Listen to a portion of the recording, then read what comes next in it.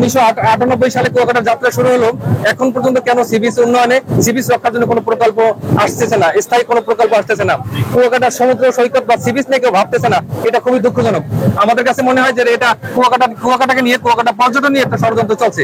আমরা এই সবকিছুর ওভারকাম করে বর্তমান সরকারের প্রধান উপদেষ্টার কাছে বিনীত অনুরোধ জানাচ্ছি, আপনি দ্রুততম সময়ের মধ্যে দিয়ে আমাদেরকে এখানে গাইড ওয়াল এবং একটা গ্রহণ বাঁধ সহ বা যে কোনো প্রকল্পের মাধ্যমেই হোক এই সি বিচ রক্ষা করুন, কুয়াকাটাকে বাঁচান আপনারা। আমরা কুয়াকাটার সকল স্টেক হোল্ডাররা আজকে আছি এখানে এবং সকল ব্যবসায়ীরা আছি। আমাদের প্রাণের দাবি কুয়াকাটা সি বিচকে রক্ষা করার জন্য আপনাদের খুব দ্রুত সময়ের মধ্যে ব্যবস্থা নেওয়া দরকার। আজকে এই মানববন্ধনে অংশগ্রহণ করেছে। আজকে এই মানববন্ধন কুয়াকাটাকে বাঁচানোর জন্য, কুয়াকাটা বীজকে রক্ষা করার জন্য। আজকে আমরা যখন ছোটবেলায় কুয়াকাটা আসতাম এই বেড়িবাঁধ থেকে, তখন 1-1.5 কিলো আমাদেরকে হেঁটে যেতে হতো বীজ পাওয়ার জন্য। এরপর বীজ ছিল প্রায় আধা কিলোর মতো চওড়া, এরপরে আমরা পানি পাইতাম। আর আজকে আমরা রাস্তার উপরে দাঁড়াইলে আমাদের গা জামা কাপড় পানির এতে ভিজে যায়।